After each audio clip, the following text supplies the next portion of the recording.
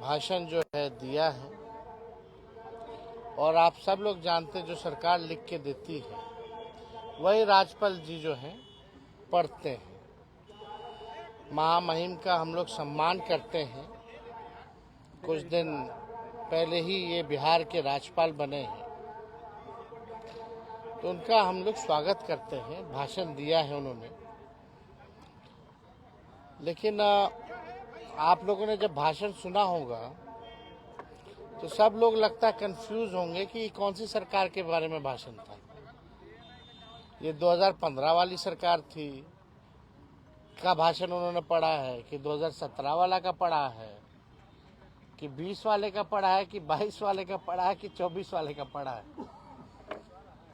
आप अगर पूरा भाषण देखें तो आखिर कौन सा सरकार के बारे में इन्होंने भाषण पढ़ा है।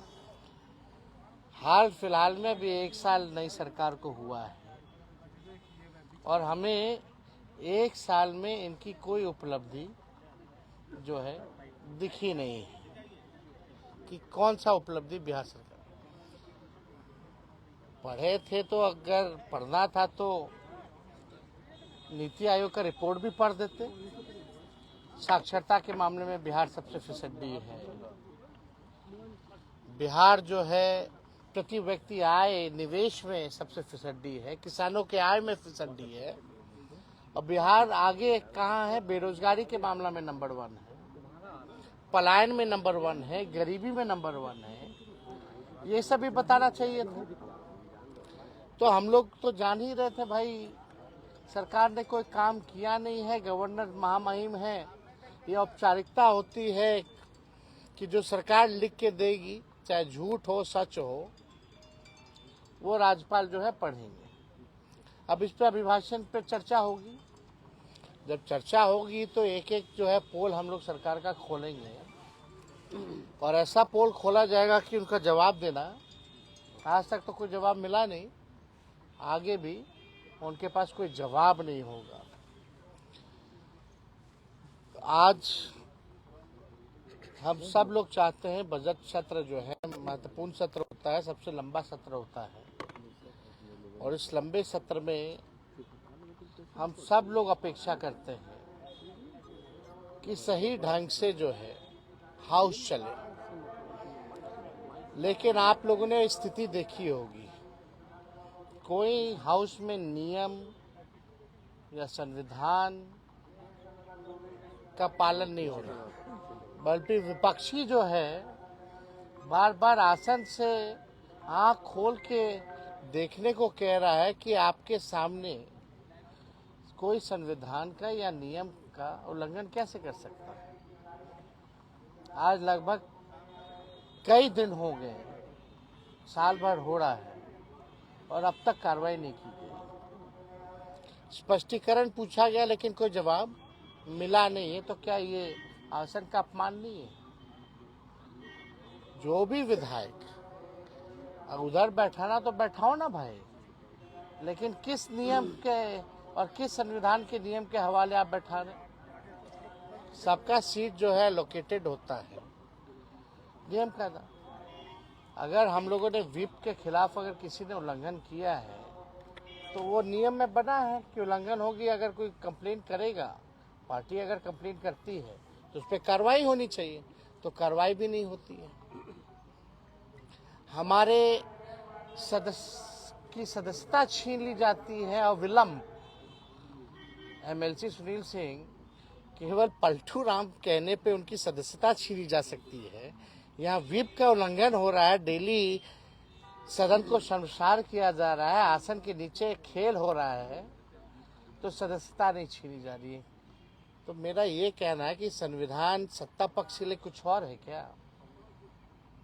नियम सत्ता पक्ष के लिए कुछ और है क्या और विपक्ष के लिए कुछ और है क्या?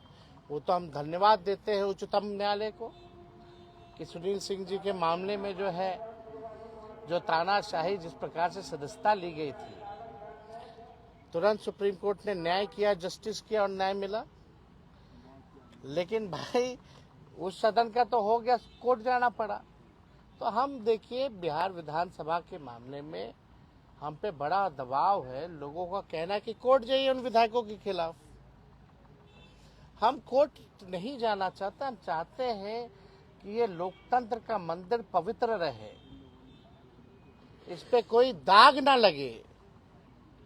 लेकिन ये बात तो जो लोग आसन पे बैठे हैं, जो सत्ता पक्ष में, ये तो तानाशाही नहीं तो और क्या है। आप मंत्री की जगह दे करके उनको बैठाने का काम करें। अरे कराओ बाय इलेक्शन उनके सीट पे, फिर उनको जिताओ, फिर मंत्री बना के बैठा दो। कर सकते हो, यही ना नियम है। अगर कोई भी हमारे 3-4 सदस्य उल्लंघन किए हो, जो लोग हो, तो भाई कार्रवाई होनी चाहिए, पार्टी कार्रवाई करती है। विप का मतलब क्या होता है? यानी विप का कोई मतलब नहीं, तो इस व्यवस्था को आप रखे क्यों? हटा दो। तो देखिए, अगर सिटिंग अरेंजमेंट में ही ये हाल है, तो विपक्ष तो संविधान और नियम और लोकतंत्र को बचाने के लिए हमेशा आवाज उठाएगा। निशांत की चर्चा बड़ी हो रही है। अब हो गया, अब जी, अब तो हम बोल दिए। नेता भी कह रहे हैं कि आना चाहिए। अब देखिए, अब उनका पार्टी का मामला है, उन पर छोड़ा जाए। हमने एक बार नहीं कई बार प्रतिक्रिया इस मामले में दे दिया है। बार बार मेरा इस पे, आपने पूर्व बयान मेरा सुन लीजिए, आपको पता चल जाएगा तय है कि नहीं है। तो इस पे हम बार बार इस मामले में, मुख्यमंत्री पद के चेहरा नहीं होंगे, का एक बयान आया है। अरे माननीय मुख्यमंत्री पद का चेहरा आदरणीय नीतीश कुमार जी ने जो मंत्रिमंडल विस्तार किया है, वो उनका आखिरी मंत्रिमंडल विस्तार है। अब नीतीश कुमार जी दोबारा बिहार के मुख्यमंत्री नहीं बनने जा रहे। हालांकि हम पूरा सम्मान करते हैं, बुजुर्ग हो गए हैं, अब उनका समय पुराना हो चुका है, समय खत्म हो चुका है। Nitish ji is a old modern, he doesn't have any vision, road map, and he got 20 years. Bihar की जनता ने 20 साल मौका दिया, ये कोई मामूली बात नहीं है। 20 साल में भी अगर बिहार सबसे गरीब है तो इसका दोषी कौन है? 20 साल में सबसे ज्यादा बेरोजगारी बिहार में है, पलायन सबसे ज्यादा है, और आपराधिक मामले तो आप देख लीजिए, एनसीआरबी का आंकड़ा उठा के देख लीजिए। अगर किसी को बहस करनी है तो डेटा पे बात करें, तो बिहार तो पीछे चला जा रहा है। और जिस हिसाब से बिहार को, आप बताओ 2014 के बाद स्टेबिलिटी कहाँ मिली है बिहार सरकार में? सब असमंजस में रहते। हम तो 15 ही से गिना रहे, 15 से 25 जो है 5 सरकार बन गई है। एवरेज निकाले जाए तो 2 साल की सरकार। तो आप देखिए, कि अन्य राज्यों की तरह यहाँ जेडीयू के साथ बीजेपी का एकमात्र मकसद है कि जनता दल यूनाइटेड पार्टी को कब्जा लो। और जो लोग जनता दल यूनाइटेड को नीतीश कुमार जी ने कमान दिया है, ये साफ दिखाता है कि निर्णय लेने लायक नीतीश कुमार जी अब नहीं रहेंगे। जो भाजपा ही है, संगी है, उसको कमान दे रखा है। सबकी डीलिंग हो चुकी है भाजपा से। नीतीश जी का अब खेल ये लोग समाप्त कर रहे हैं। ये नीतीश कुमार जी अनजाने बने हुए हैं, लेकिन उनके जितने साथी जो आजकल भुजा पार्टी करने वाले लोग हैं, सब दिल और दिमाग से भाजपा हो चुके हैं। बस समय का इंतजार कीजिए। ये लोग पूरे जनता दल यूनाइटेड को, जो शरद जी की बनाई हुई पार्टी जो थी, इसको ये लोग कब्जाने का काम करेंगे। और बीजेपी क्या करती है नहीं करती किसको नहीं पता है, बताइए तो आपको पता है कि नहीं क्या काम करती है? और कोई काम आता है उसको?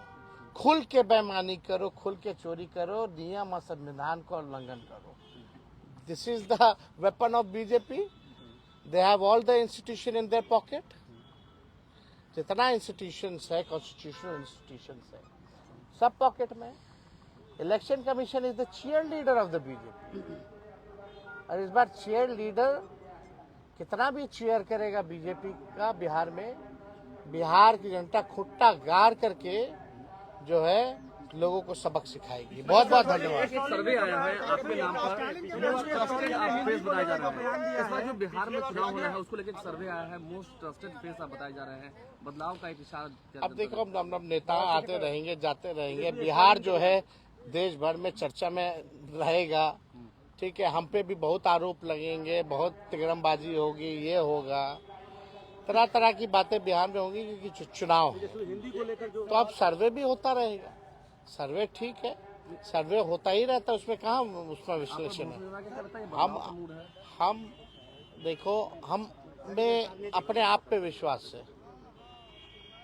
हमें खुद पे हम विश्वास करते हैं कि इस बार बिहार की जनता हम लोगों को अवसर देगी। स्टालिन ने कहा हिंदी को लेकर, तेजस्वी